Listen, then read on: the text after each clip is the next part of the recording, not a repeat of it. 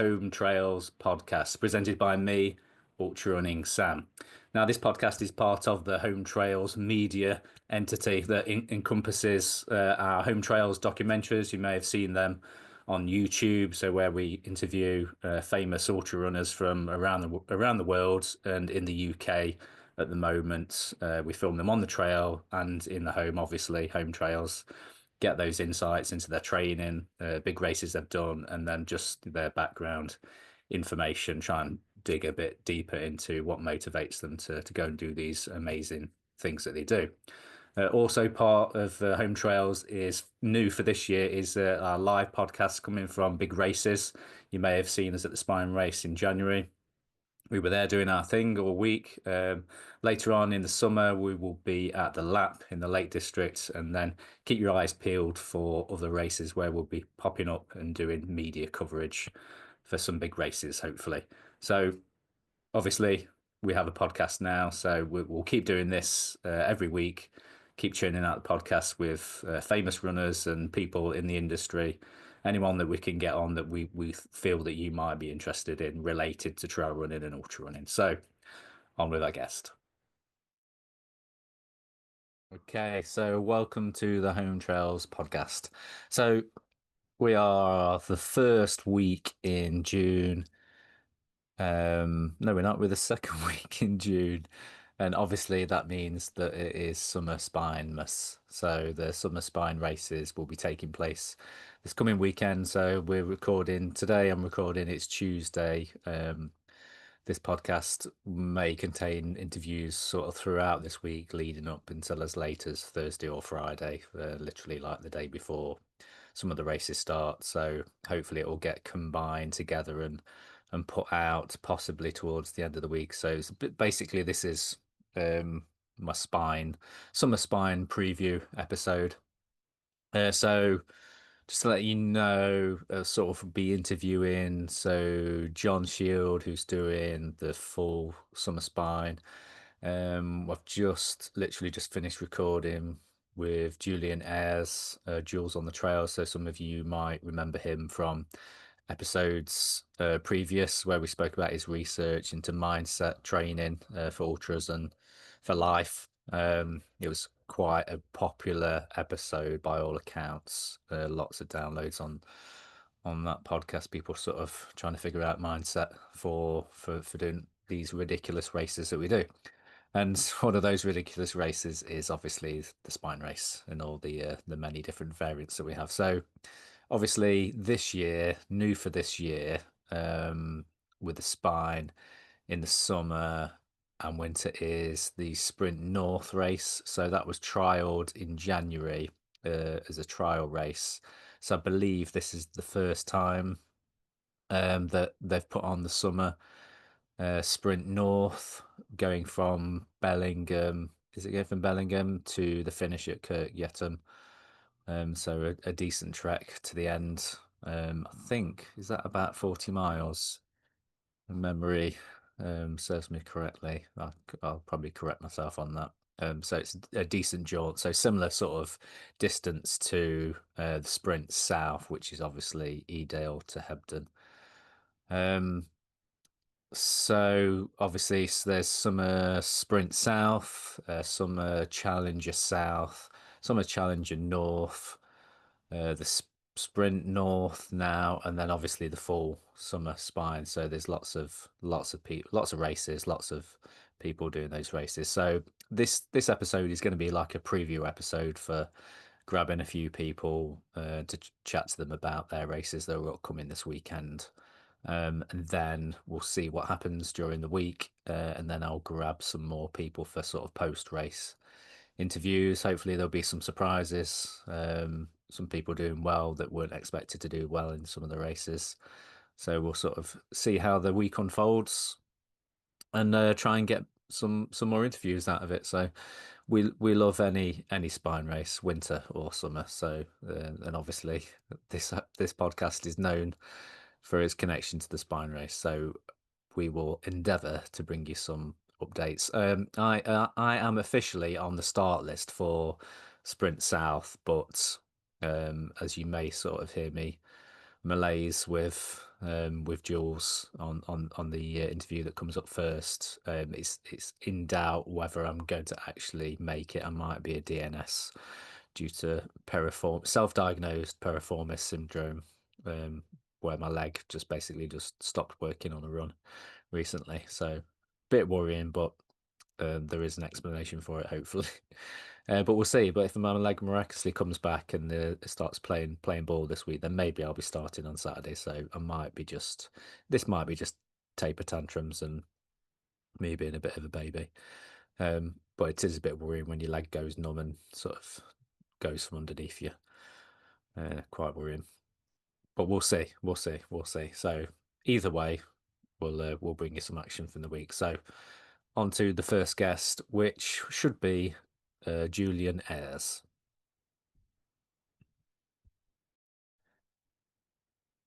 Okay, we are recording. So, welcome back to I keep saying newly renamed Home Trails podcast because the last time you were on it was the Ultra Running Sam podcast. So, Julian Ayres, welcome to the Home Trails podcast for your first time on this podcast, but second time on a podcast with me. Does that make sense? That does. Yeah, it's good.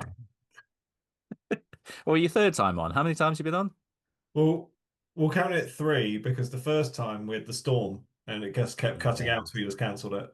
Yeah, we did, We didn't? Yeah, bailed. we got like half an hour in, didn't we? And then it was kept cutting off and everything. And the weather plays havoc with my broadband here. So because it's a mobile broadband, because I don't think there's no cable or anything around here, so there's no f fiber. So yeah, we have what we have. So this is third time recording with you, second time officially on the podcast. So how have you been, Jules, since we last spoke? And I should have looked to see when it was the last time we spoke.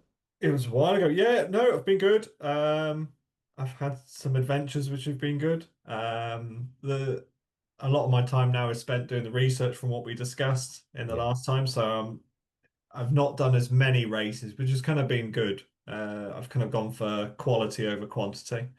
Um, did a great event last year where I ran Offers Dyke, which I highly rate to anyone if they've not done it. If they're doing the Pennine Way, then the next step is go do Offers Dyke, Mm, which is Chepstow Prestatyn, which is a fantastic race.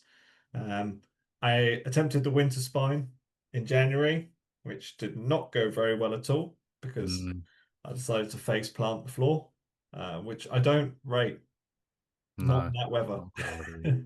So yeah, I had to cut that one short, which was really disappointing. And I wasn't going to do the summer one, but I think for those who may have, if they have done the spine, they've not completed it. The first thing they do when they get home is go, right, get me on the waiting list for the summer straight away, or the winter. And I got home and literally within that day, I was like, right, get me on the waiting list for the summer. And then I didn't get in for next winter, but I was straight on the waiting list for that, just preparing. So I'm just looking forward to that. But What? I'm in for the South. So Yeah, nice.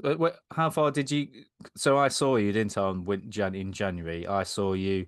Did I see you at Hawes? Was it yeah, Hawes? yeah. Well, I got to. Ooh, I think I only got to like 65 miles or something, and I was running. I was happy as Larry. I was having a great time.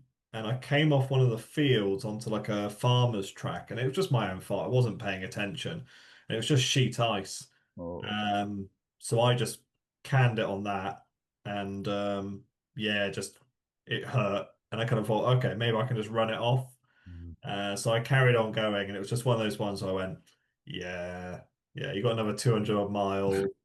Um, it was not fun, and do you know what? It was kind of maybe it was a little bit of fate because I called my wife and said, look, I said I'm canning this one. I said I'm going to get home straight away, and she was quite quick to go, yeah, yeah, get home as soon as you can. At first she said, get a taxi to come straight to Oswald Street. I was like, that's going to cost a fortune. I was like, no, no, I'll get the train, all this, but no, unfortunately, at the same time as me doing that, my cat passed away, which was like, so I had that awful DNF, and then my favorite cat, if you're allowed to have a favorite one, passed away. So it was a really rubbish weekend. Bobby. Um, but so it was if there was a positive from that, it was that I was able to be home because it wasn't a great time at home. But I'm back in for the south. I'm back in for the summer because it is just such a great run. It's a really great event in the summer. Mm. So I'm looking forward to it just as a it's like a holiday really. Yeah, In a yeah. good way. In a weird way, yeah. So you did the full summer, didn't you, back in 23? Is that Yeah, 23? so I've done the full summer in 23. I've done the winter south in 24. Um, so I did. I did want to go and do the summer north. That was my intention maybe this year to come and do that. But my wife's racing over in the Isle of Man. So it's kind of like it was just a conflict of diaries. I was like, well, I can go do the south and get back in time. Mm. So she's racing and doing really well at the moment. So it's her year. We've said it's her year to shine. So I'll fit around it sort of thing. But the great thing is I know the south the route really well. Mm. It's a lovely part and it's you can go do it and get back home and you're not too broken from it, which is quite Mm. nice. Mm. Yeah, that's true. I'm not sure what you count as not too broken. Well, I've just come back from UTS. Just did the 100 miler from that, which was 2, 3 weeks ago, Yeah. and that So how that's did that go? that's a race that I'm quite happy to close the chapter on. It's done Mm. because I've done. I said I was speaking to John about this. Like, I've done the 50 miler, I've done the 100K, and the 100 miler was one that I didn't complete last year. But I was like, I need to go back and finish it. And it's just for anyone who's done, there's a massive difference between ultra running trails and ultra running mountains. Mm. Um, and it's a naughty race. It's such a incessant, constant grind. And I made the decision to smash my foot up quite early on. And it was one of those ones, where you've hurt it, but you're not going to look at it. So it's like, do I change? I was like, no, just don't look at it. Just I know it was hurting, and I just Is that Schrodinger's cat, is it? yeah, yeah, yeah. If I Because I've had that before where I thought it hurt and I looked at it and no, it's absolutely fine. But no, I managed to put my big toenail had gone back into the toe. So Oh. luckily I taped my feet quite well, but it was the last 60 miles it was easier to go down the mountains backwards than it was Mm. forwards. So going up them, I was absolutely happy as Larry. I was going up them a treat, but coming down was a nightmare. But I had every race I'll try and have like a little mantra or like some sort of saying or something. And there was a quote by a NASCAR driver, and it was, "I'm just going to put my foot on the gas until I see God or a checkered flag." And when I was describing UTS, I said to my wife at the time, I was like, I said, that's the slogan. I said, I don't care about the time. I just want to finish it. And Mm. even when I was my foot was really hurting and I was in bloody pain. I think at one point I just luzzed my poles down the mountain because I couldn't be asked to carry them. I just, when you're in that stroppy mood, it's brilliant. So I just luzzed them down. I was like, I don't care. I picked them up. I did get them, but that was just going through my head. Just grind it out. So that's done, which is nice. I went and saw my podiatrist and she thought it was great fun. She likes it when there's loads of work to do. She gets disappointed if there's nothing much to do. So, but now I'm looking forward to like the great thing with the south section, it is quite runnable. Mm. Once you get up onto the top, you can really kind of start to ping. And I'm just looking forward to a long run. Um, and it's I think the great thing is that it's my race. I'm not going Mm. there to race other people or anything like Mm. that at all. I'm literally just going out to enjoy. It's been a tough academic year. I'm looking forward to not having emails because I'm Yeah. starting to get PTSD from the ping of emails. I Mm. started to twitch the other day because I could hear it upstairs. It's like Mm. it's going off. So it'll be nice just to get out. I'm really looking forward to that. Nice to disconnect into it, just literally just be you and your thoughts and a podcast or a music or something or a book. Yeah. Yeah, I'm just. I think that's the most exciting thing for me. It's just getting out. I've got a few days, and it does sound a bit selfish, but it's just time for myself.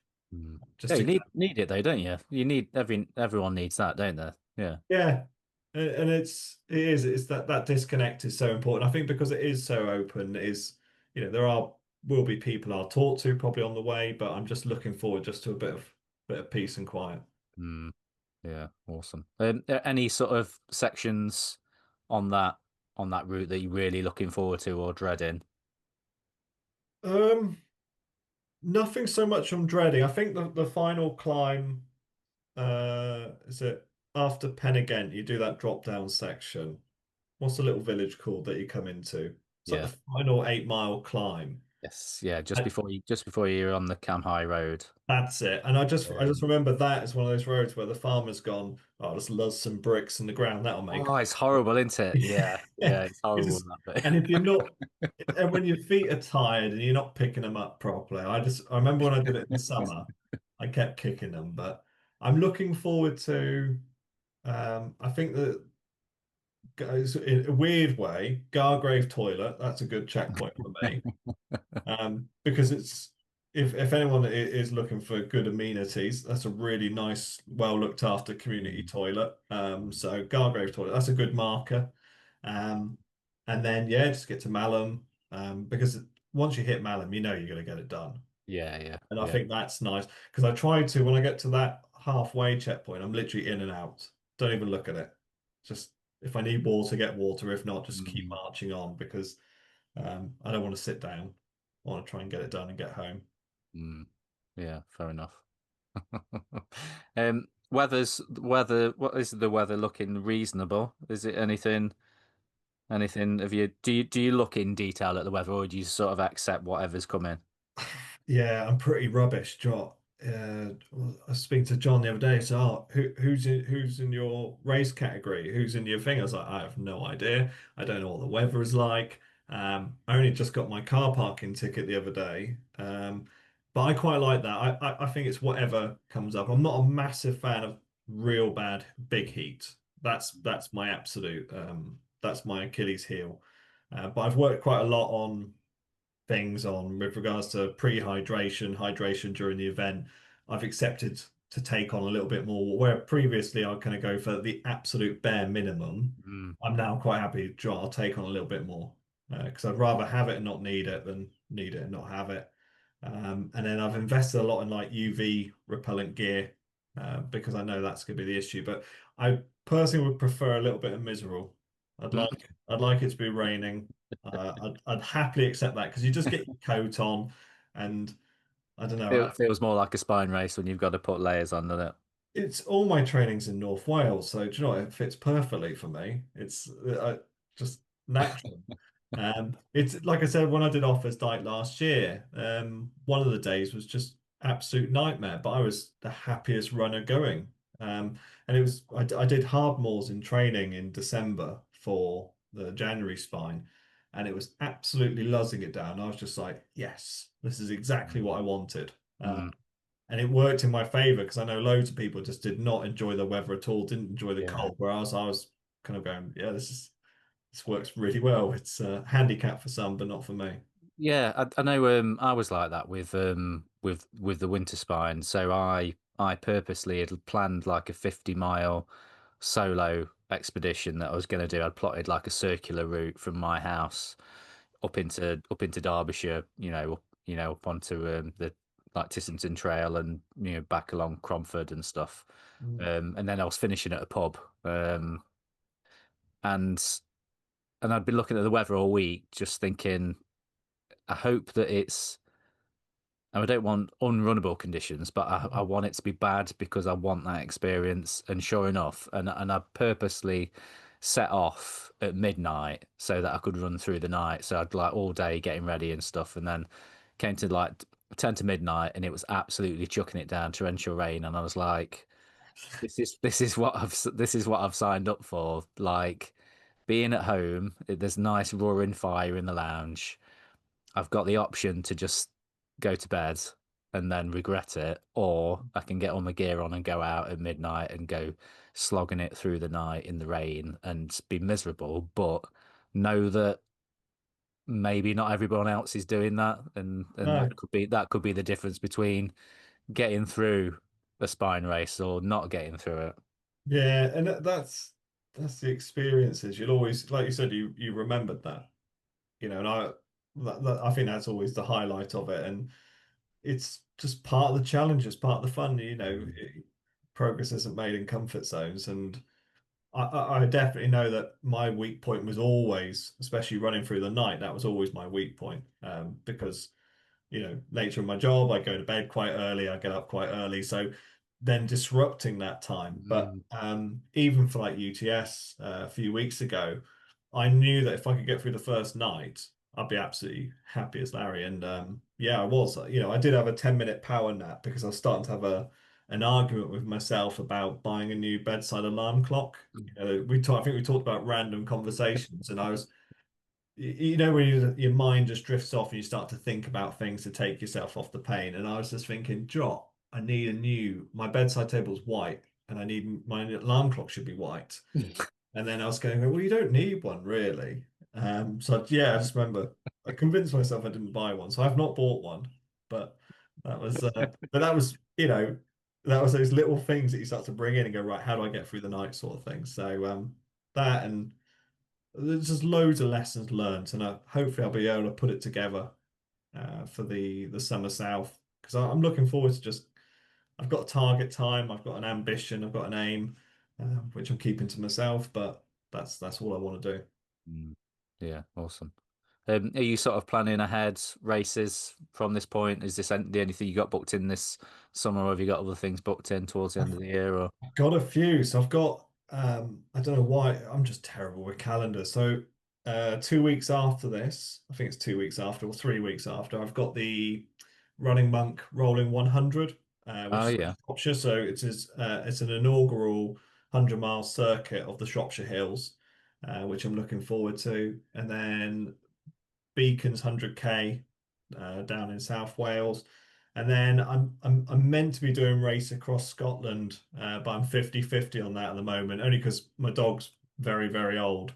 So going away for an extended period of time is something I'm not entirely sure, and I might defer that one because I think I'd rather, spend a bit of time at home instead. I don't need to be going out all the time. But when is that then? When's that? Right? that's August.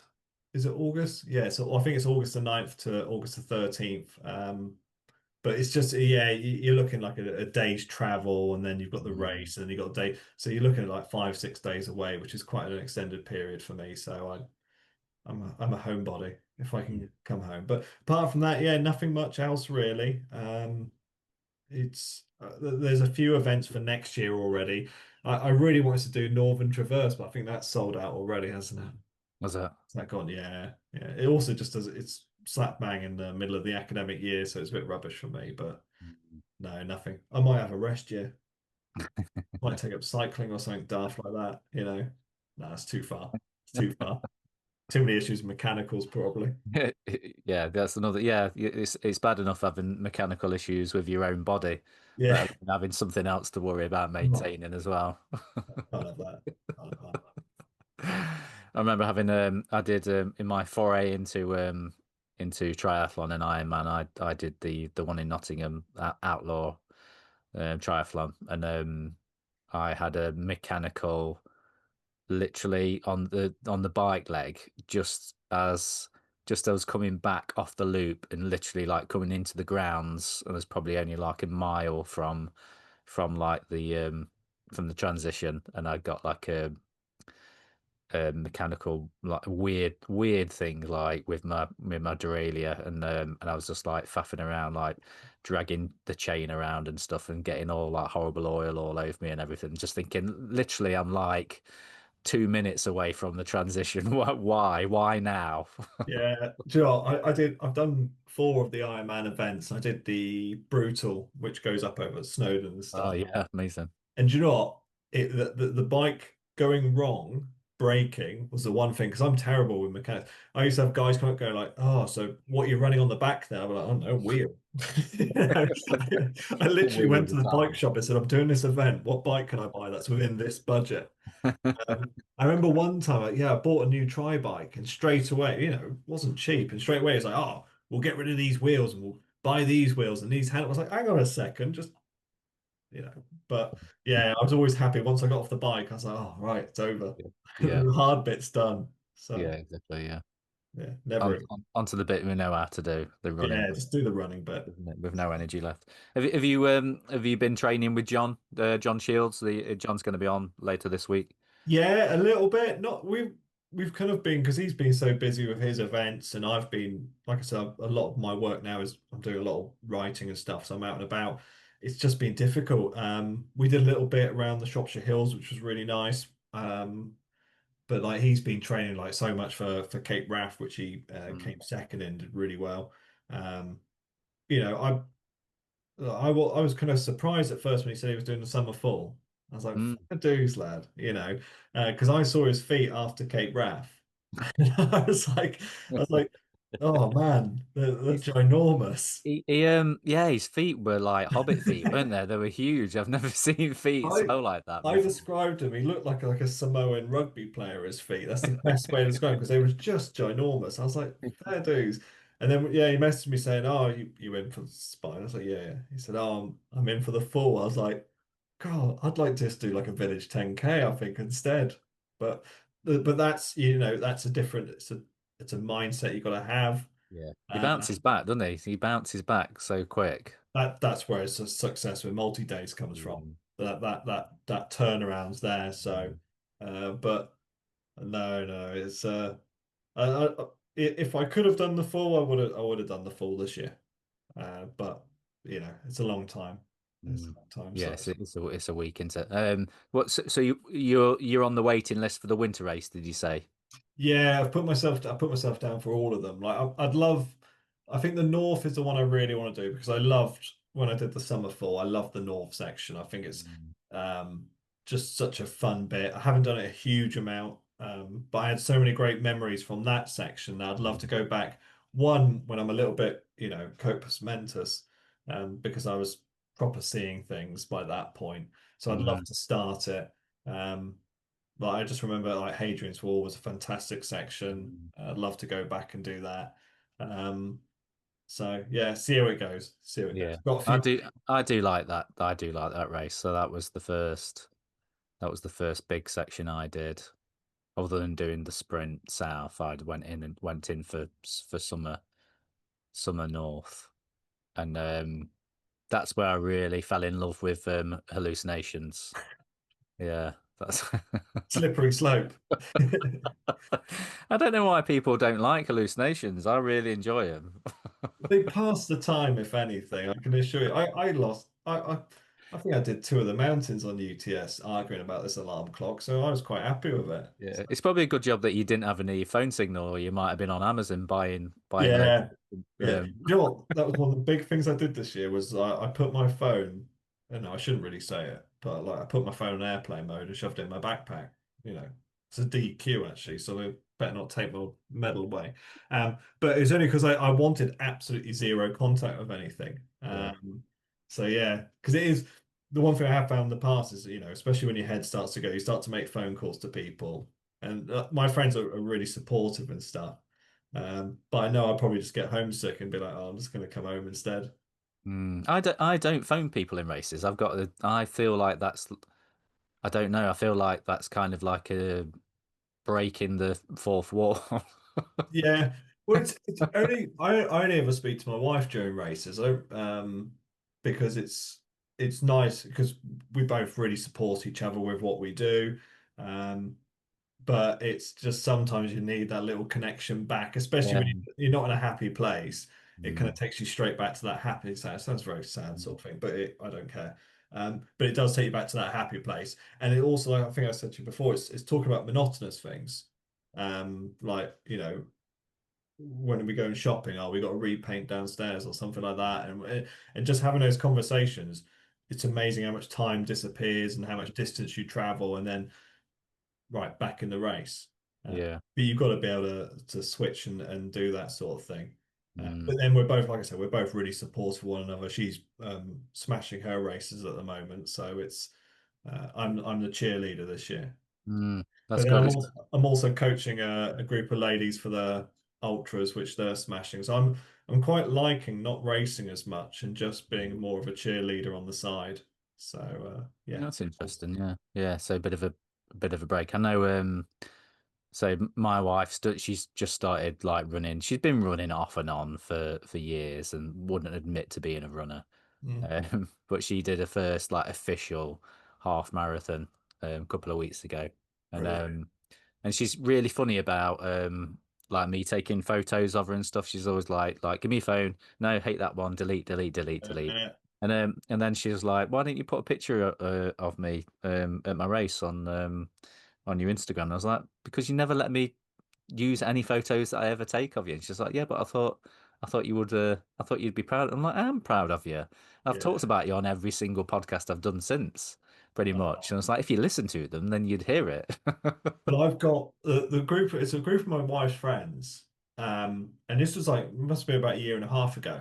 And she said one morning, she says, "Oh, we're going to go out and do a 5K run. Do you want to come along?" And I was like, "No, it sounds really obnoxious of me." I was like, "I'm not getting out of bed for a 5K." Um, and then I remember it took like an hour and 20, and I came back. I was like, "Bloody hell, that took you a while." She went, "Oh yeah, we always stop and get Greg's breakfast and coffee." I was like, "Oh, I'm in." So I was like, the next day, I was like, oh, I'll come out running with you because bacon bath and a flat white, I'm Yeah. definitely in. So I just started running with them, and they kind of just went, well, it's right if you help us. We want to do an ultra, we want to Mm. get into it. And I've absolutely loved that side of it. I love that little bit of kind of giving back. So they're called the early birds because they're up at ridiculous, they've got mums and jobs and they've got Mm. commitments and things. So they were up at like 5 a.m. in all weather. They did their first big ultra last year. No, they did one last year. They've done this one this year. And they're absolutely smashing it at the moment. But yeah, we go out. What did we do? We did a track session this morning. So it's just me shouting random abuse. What did I shout? Amazing. I shouted this morning. I said, "Oh, think of your running like you're a poached egg." I'm not sure how that came about. It's kind of like going, you don't want to be boiling, you just want to be simmering. You want to be like you want to be running along where you're just cooking, but you're not blowing over the top. So we were doing track sessions, and it's lovely to see their success. I've got a great photo on my Instagram of them all finishing together. And I think that in a weird way, that's my proudest achievement over all the other stuff. Like I've helped a little bit if I can.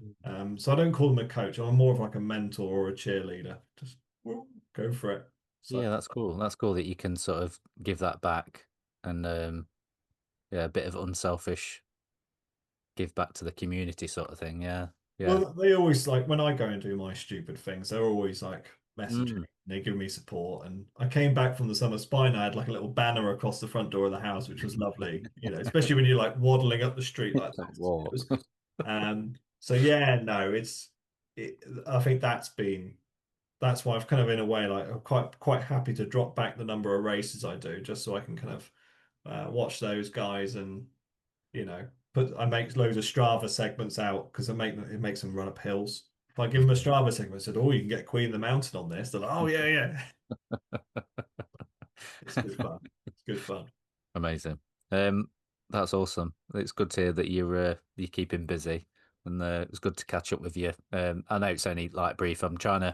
I'm trying to cram like as many people in as I can this week, just to sort of without overloading myself with interviews and stuff, just to get people sort of heard. So appreciate you giving us a little bit of your time, Jules, and all the best with Summer Challenge yourself, and look forward to seeing you cross that finish line at Horse. Or was it Hard Draw? Do you finish at Hard Draw?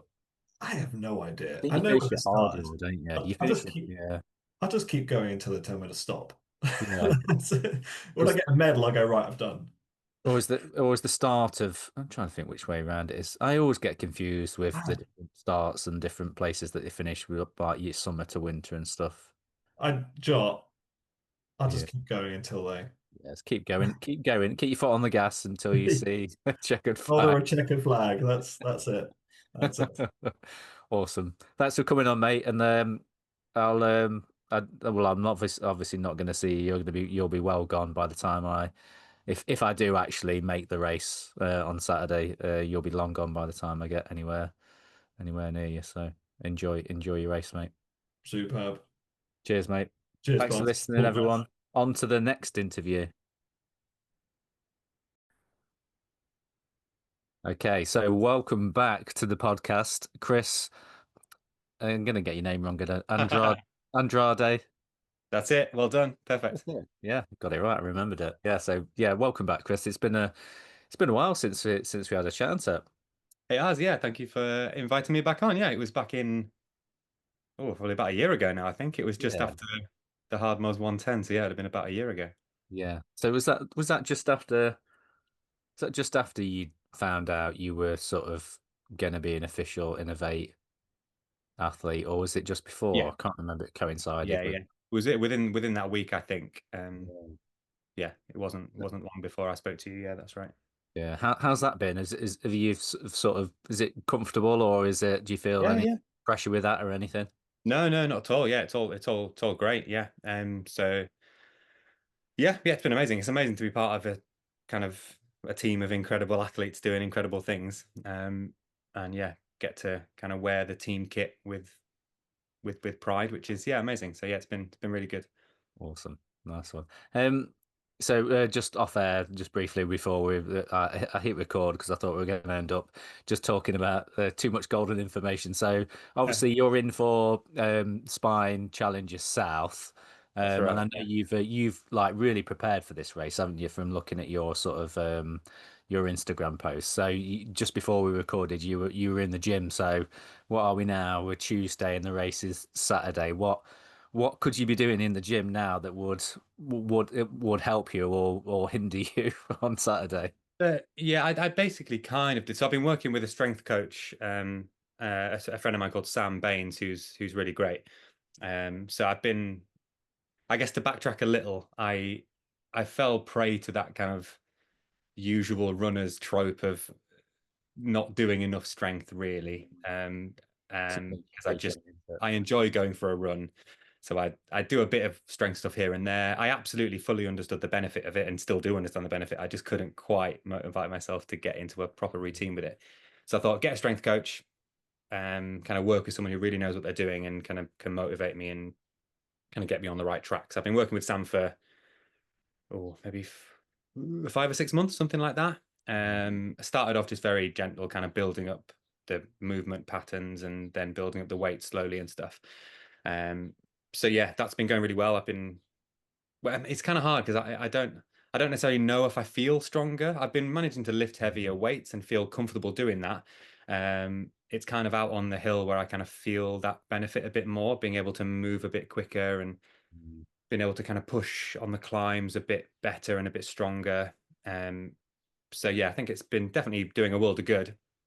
And yeah, today's session was just kind of a slightly lower key, similar to my regular stuff in terms of the exercise and the movements, but just keeping the reps way lower.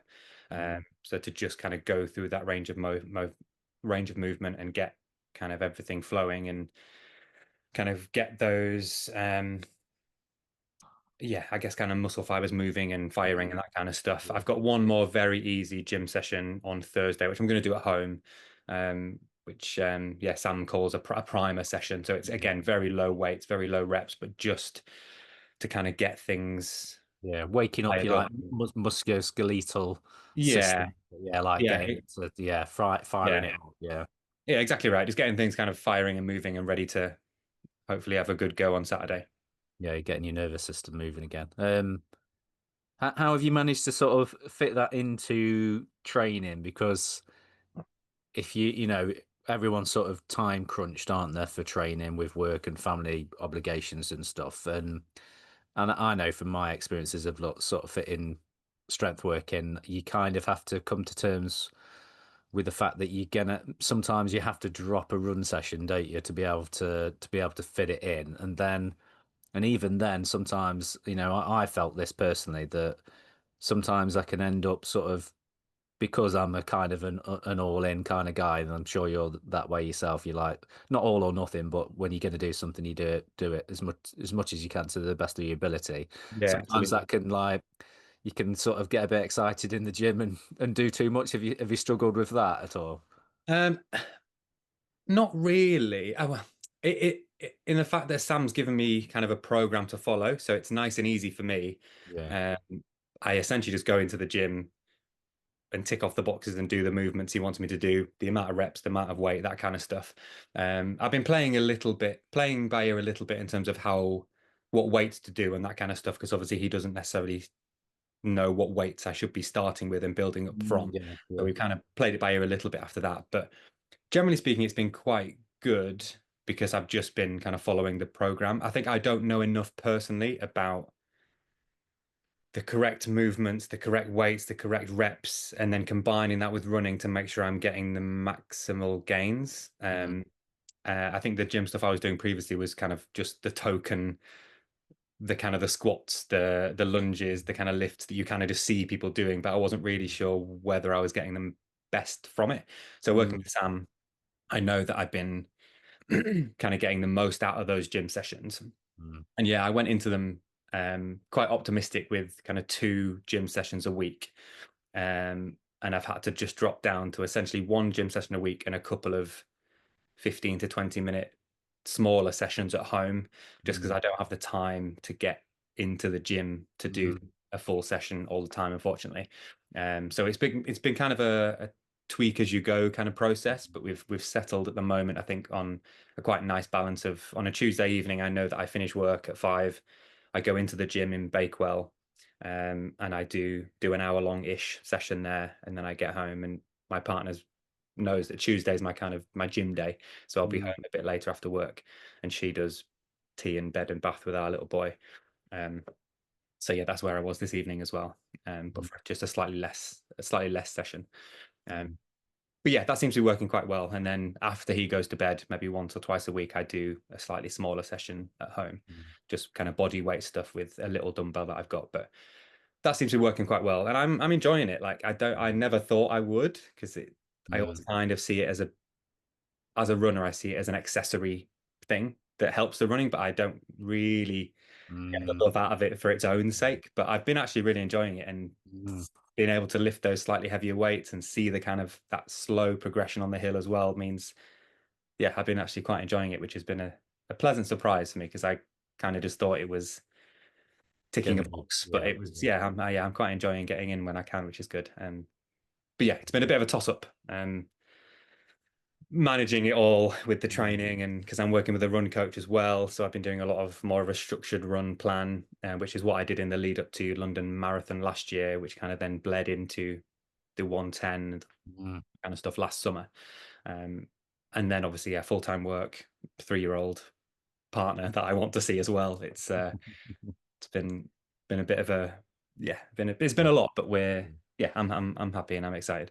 Yeah, life can get crazy, can't it, at times? Yeah, absolutely. Absolutely, yeah. Yeah, it's good that you managed to fit it in. Do you are you sort of are you aware with your running how the strength work has sort of helped you so far? Can you sort of look back and see, oh, I coped better with that race, or if you done something, have you done anything like repeated something that you did prior to the strength training that you now have done that you can sort of compare and contrast with it? Yes, I've done I don't think I've done any big races. Oh no, that's a lie. I did well, not a big race, but I did the one of the Lakeland Trails half marathon races in Staveley, maybe a month or 2 ago.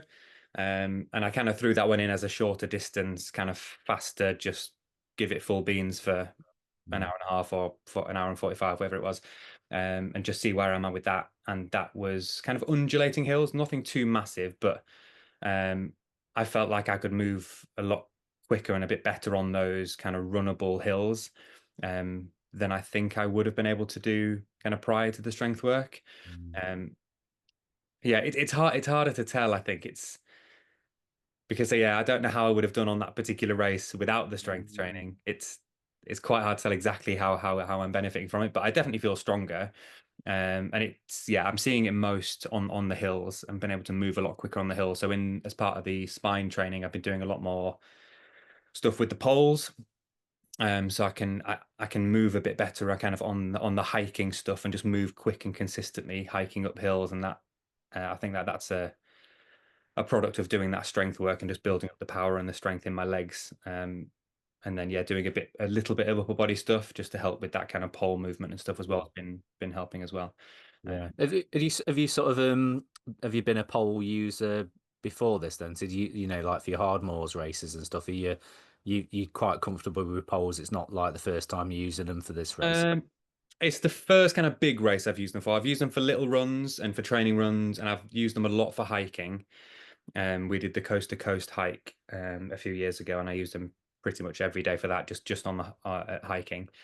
Um, so yeah, kind of transitioning over to using them for running has been a bit of a learning curve, I guess, but I've kind of settled into it quite nicely. I was never like a newbie with poles. Like I kind of knew what I was doing with them. Mm. So just getting into the rhythm of moving a bit quicker and kind of jogging and running with them was just kind of a bit of a get used to that feeling. But yeah, I did a 50k recce on the Pennine Way a few weeks ago, and that I did that all with the poles, and it all felt really comfortable and moved quite well. And they didn't kind of feel in my way or clunky or kind of overly noticeable. They just kind of seemed to fit in quite well. So yeah, they seem to be going down quite well.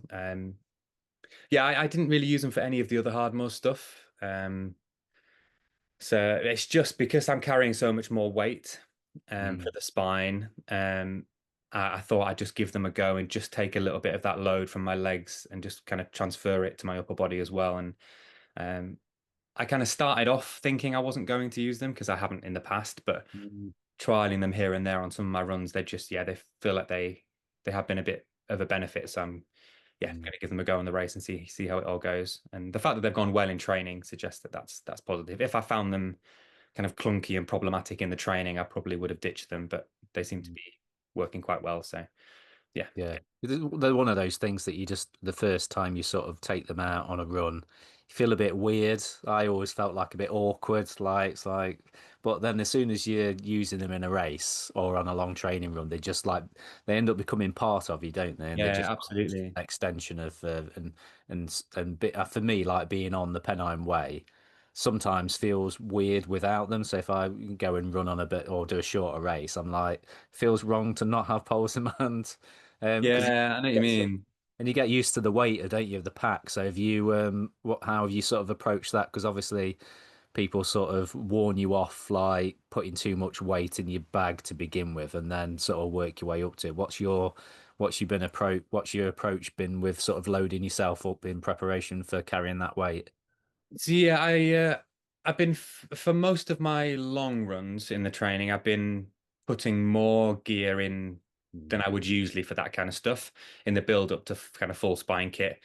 I've been using like 95% full spine kit for the last, I don't know, maybe 3 or 4 weeks, something like that. And that seems to have worked quite well. I've been like a weight before that, but not full spine kit, just kind of stuff that accumulates in the bag, and I've been putting extra stuff in just to kind of build the weight up. And yeah, it feels fine, I think. The bag, the Race Pack 20, the Innovate one that I'm using, feels really comfortable. I've never carried that much weight or that much stuff on my back in a race before, but it feels really comfortable. I was kind of expecting it to, I don't know, not be irritating, but just feel a little awkward and heavy and achy. Mm. But it's obviously you can tell you're wearing it, but it doesn't feel too problematic at all. I mean, famous last words. I don't know. We'll see on Saturday, but it's felt great as I've been wearing it. So, Yeah. um, yeah, fingers crossed, all goes to plan. Um, yeah, I've not bothered weighing it because I don't know, it's kind of pointless. I think it's going to weigh what it's going to weigh. I can't make it any Can't lighter. change it. Got Yeah, you all the can't stuff in change that it. now. Yeah. Yeah, Is it, well, have you got on with the kit then? Because obviously the kit is a little bit less than winter, but it's still not far off the same amount of yeah, kit it's to it's carry. definitely extensive. Yeah, I think it's like a 28-page PDF document or The something. one, yeah. Massive, yeah. So yeah, definitely the biggest kind of kit list I've worked with before, and I guess most strict and stringent as well. Like as I'm sure you know, well, you will know that the document lists kind of a criteria that each piece of kit has Mm. to fill as well. You don't just need to carry the piece of kit; it needs to essentially be the right version of that as well. Yeah, yeah. And obviously, being an ultra runner and having a lot of kit, generally, I've got most of that already. Some of the more kind of spine specific stuff I've borrowed and picked up some other bits and bobs from elsewhere. So things like the waterproof bivy bag. I had a bivy bag, but it wasn't a kind of fully waterproof one, so I borrowed one of those. But Poo and shovel. sorry? Poo shovel. Yeah. I mean, I did already have a poo shovel from when we did the coast to coast hike, but it's a big chunky one, so I borrowed a slightly lighter weight, more collapsible one. And there's a lot of stuff that I wouldn't have carried previously, but yeah, I don't know. I'm feeling okay about it, I think. That's the bit that's, I don't know, got me most nervous, I think, because if I get there at a kit check on Friday and something doesn't pass, I've got like an afternoon to try and solve that problem. Like They're pretty running, good. They are, I'm yeah, okay with. yeah, they are pretty good. I think something I've over the years I've all the different races I've done and stuff. If you've not got something or it doesn't quite pass, I've had people sort of like lend me bits of kit, and there's always like a multitude of, because everyone there is a trail runner, and I think everyone kind of gets used to the fact that everybody needs loads of kit for that race. So people like the volunteers, the Spine family, tend to like take their own kit with them, like extra kit, and then offer it out if somebody's Yeah, struggling. I've heard this. Yeah. So you never really, and worst case scenario, Lindley like makes you go and buy it from like the local shop.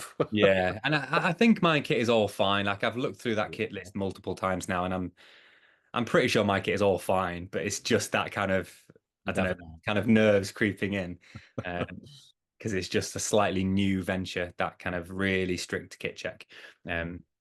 But yeah, I'm feeling all right about it. I think I just need to get the kit check out the way on Saturday afternoon, Friday afternoon, and then So you'd be happy. focus on getting to the start line. Yeah. As far as your training, then, what sort of how have you sort of split your time? Then, have you say now you've been doing some focused like hiking then as well as your running training. Not really, no. So yeah, my because most of the south route is runnable, really.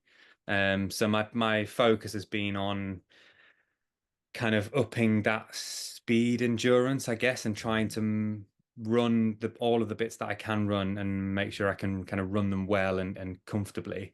So I've Mm, been doing quite a lot of long runs, which have been kind of slow and steady and easy, but then with either a kilometer or 20 minutes or 15 minutes at the end, which is kind of a faster finish. mm, So essentially just working on that kind of fatigue resistance, mm, and I guess convincing my body that I can move quickly and well, mm, even after doing a slow, kind of longer run.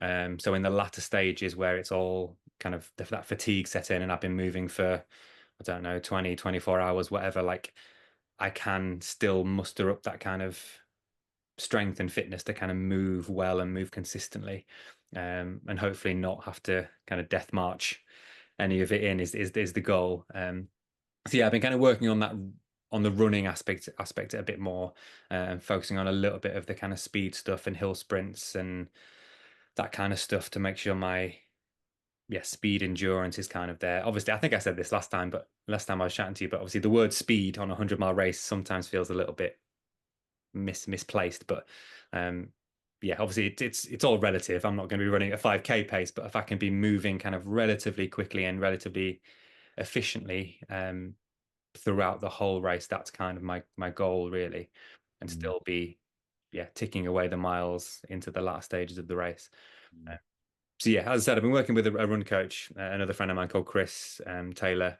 So I've been doing 5 runs a week with a long run on the weekend and a couple of little sessions in the middle, and then padding it all out with kind of longer, easy runs and slow, steady stuff on the trails. And then I would have liked to get out on the route more, but just life gets in the way sometimes. So I've done 2 kind of big-ish training runs, recce runs on the route. I did a 20 miler from Snake Pass to Marsden, and then I did Hebden Bridge to Gargrave. So the first bit coming out of Edel, I kind of know that already. I run around there a lot anyway. And then up to in between kind of Marsden and Hebden, there's about a 16 or 17 mile gap that I've not seen yet. And then everything after Gargrave. A bit toward the end I've seen as well near Hardraw and Hawes because I grew up there with my family, so I've done a little bit of walking mm, around there at various times in my life, so I know a little bit of that bit. But yeah, I'm hoping I can just rely on my trail smarts and just kind of be able to navigate quite well. I mean, it's the Pennine Way. It's relatively well signed. It's relatively Yeah, yeah. um, it's not too difficult navigation unless something goes really wrong, hopefully. So Mm, I mm, think I'll be okay. So yeah, I've managed to get 2 runs on there, but yeah, that's how life went, unfortunately. yeah. Well, you'll know it by the end of it, that's for sure, won't you? Yeah. What are any bits that you're looking forward to or dreading, like at different points, if you know where you're going to be are at certain times of the day, sort of thing? I don't know if I'm dreading. I don't know. I'm kind of excited to get out and Mm, do it all, I think.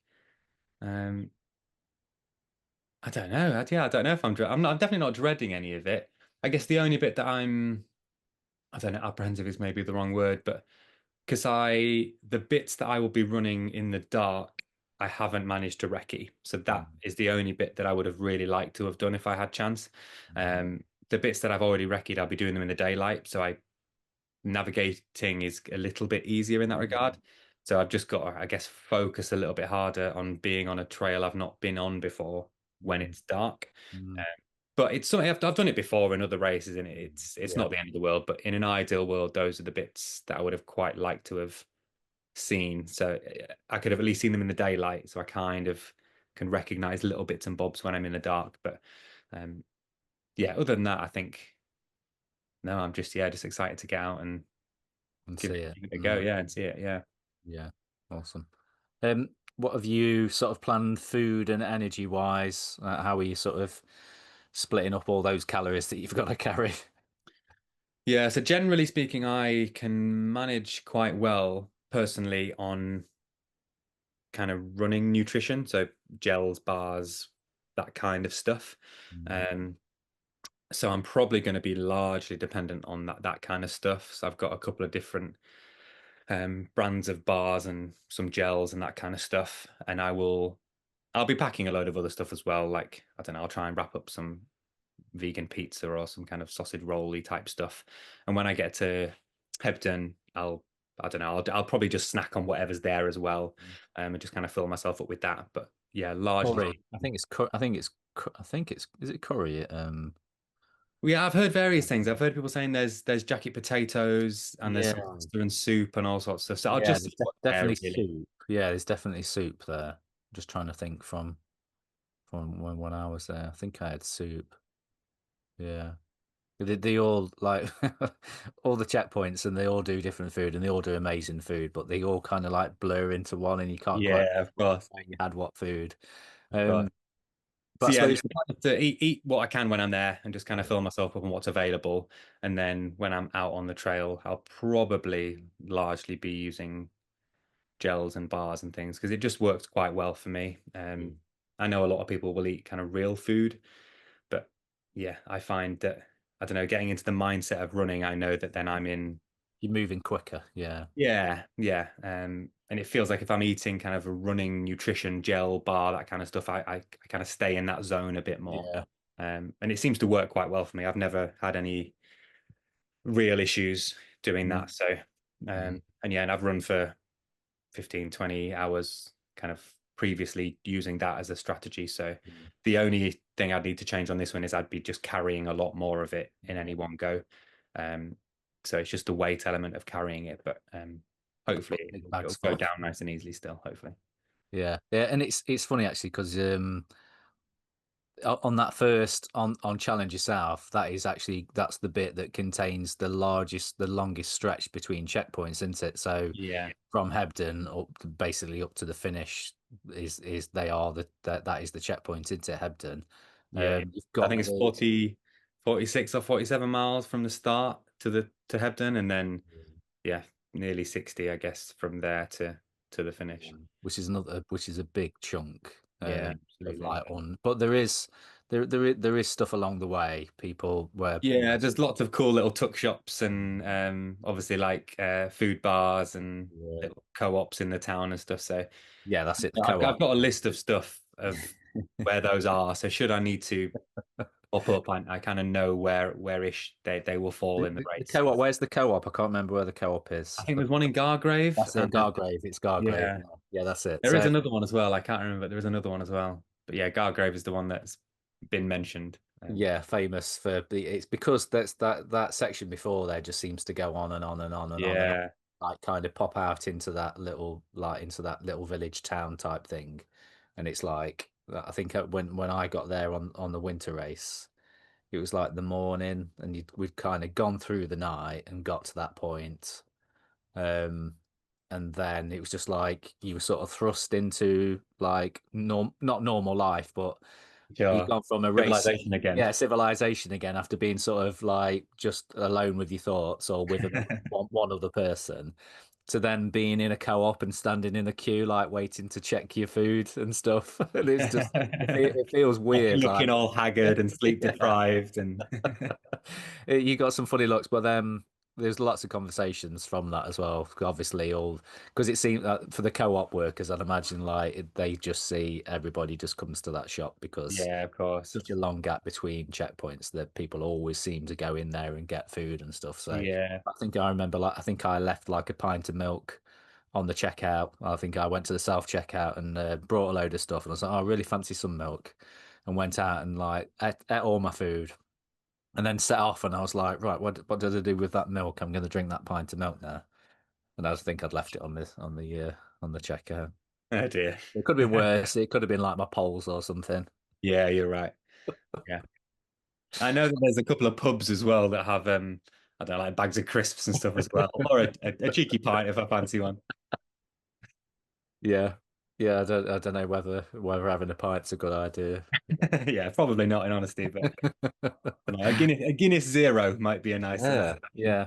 I remember once having so there's a race around Derby that still happens, and so I haven't done it for many years, but the Derby Nomad, so 50 miler that goes around Derby. And every time I've done it like sort of two or three times. It's always red hot, always like 30 degrees or something. It's just the way it's worked out. And I've always struggled with the heat. And one of the years there was a checkpoint that it wasn't at my favourite pub, which is the Holly Bush at Makeney. Do you know the Holly Bush? I don't, I'm afraid, no. So little I'll have to village. check it out though. Yeah, it's a great pub. It's a great pub to run to. I run to it a lot from different places to get to there. But there was another pub that was near there. Um, and the checkpoint was at the pub, so it was like it felt like, and it was so hot. I was just like, I really fancy like a pint of shandy. And I'm like, this will sort me out. This will make me feel better. Just a really cold shandy. So I was like running with a mate of mine who wasn't in the race. He was like pacing me for like the last half. And he was like, "Do you want anything?" I was like, "Yeah, I want a pint. I'll get me a lager shandy. I really want a pint of lager shandy."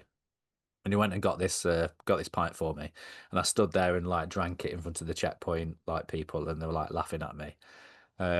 And I was like, that was perfect. That's exactly what I needed. And then after that, there was this big climb, so we set off up this climb, and I was like, I don't know whether that pint did actually do the trick. And then I was like, got to the top of the hill, and I was throwing up. And then I like basically threw up for the rest of the race. So for like Oh dear. Yeah, another like I'm 10 the kind of miles. guy who nurses a pint over a kind of a long period of time. Says you'll never catch me downing a pint. I don't know if it was the fizz of the lemonade. I don't know. Not sure, but yeah, Well, it didn't agree with me. noted. I won't Yeah. have a pint of shandy. I think I'd been misguided by listening to podcasts with Camille Herron, where she talked about having like beers during long races, and it had settled Yeah, the I've heard stomach. her talk about that before. Yeah, Yeah. and I was like, well, if it's good enough for Camille, then it's good enough for me. It doesn't work for everyone. And you found out the hard way, so Yeah, unfortunately. yeah, unfortunately, yeah. So right, what else is there to sort of dig into? Are you sort of planning, is this part of a spine journey for you? Are you thinking this could be the first step of them moving up to different distances, maybe doing, doing the winter race and stuff? I don't know if I'm honest. Like the full winter spine, I'd be lying if I said it doesn't kind of appeal a little bit, Yeah. just because it's so different to anything else, really, and it's so far removed from anything I've done previously. Um, I think, in all honesty, if I were to do the full winter, it would be kind of probably a long way in the future when I've maybe lost a bit more of my kind of speed and my ability to run those kind of distances a bit more comfortably. Because obviously you can't run all of that, and you're never going to be moving super well throughout all of it. So a lot of it is a big old hike. But at the minute, I'm quite enjoying the runability of a lot of these kind of races. So while I can still move quite well over that kind of, I don't know, I guess 100k to 100-mile distance, I'm quite happy kind of doing that at the moment. I guess I'll have to see how this one goes, because obviously it's quite unique in its lack of checkpoints and its kind of self-sustaining Yeah, element. self-sufficient. Yeah. It's how well I get on or not with that, I guess, that will kind of dictate how I want to move after this. But yeah, I would love to do some of the other spine races, definitely. Like the Pen Am Way is a really amazing place from the bits I've seen. So it'd be silly not to say I don't want to do more of it. But yeah, I'm not sure. This could be the beginning of an obsession for you. Yeah, yeah, it may well be. Who knows? I'm not sure.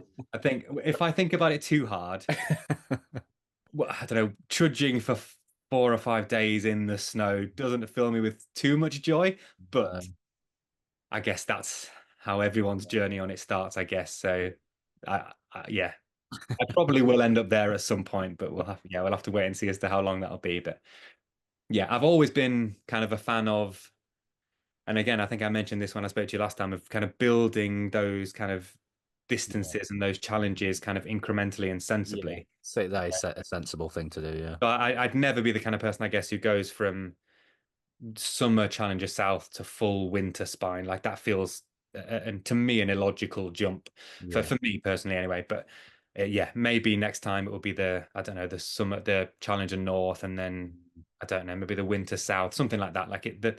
There's definitely a progression to kind of build up to that. So yeah, absolutely not out of the question, but there's no immediate plans at the moment to do I think more of that. I think that's the fun of the race as well. The fact that there's so many different distances and different like environments that you can do it in. So Yeah, now they've got so you've got Sprint South, Challenger South, Challenger North, Sprint North, and then the full spine. So you've yeah. got So there's five races in five summer and races. winter. Yeah. So that's potentially like 10 years of 10 years of racing if you And wanted yeah, to do it and they're all kind of progressively difficult, but they all have that same kind of unique challenge, yeah. being self-sufficient. And yeah, it's a really interesting kind of world to be part of. So yeah, I'm definitely looking forward to, I guess, putting my foot in that doorway and seeing how it goes and seeing what happens after that. Yeah, definitely. Well, we'll watch this space, and yeah, you can come back on the podcast and say, yeah, you were right. I'm obsessed now. Yeah, I'll come back in 10 years after I've done every Have you single done them one. all? Okay, I'll hold you to that. Hopefully, the podcast's still going in 10 years' time. I may have handed it on to one of my daughters by then. Awesome. Well, appreciate you coming on, Chris. And I don't want to keep you too long, as I know you are a busy family man, same as me. My kids are a bit older though, so I appreciate you coming and having a chat. And all the best for Saturday. And I'm sure you're looking forward to seeing you smash it, mate. Thank you. Yeah, thanks for letting me come on again and chatting to you again. It's been nice chatting. Yeah, it's been Looking good. forward to getting out and giving it a Yeah, good seeing what happens. yeah. All the best, mate. Thanks for that. Thanks, Cheers. Sam. Cheers. Bye, everyone.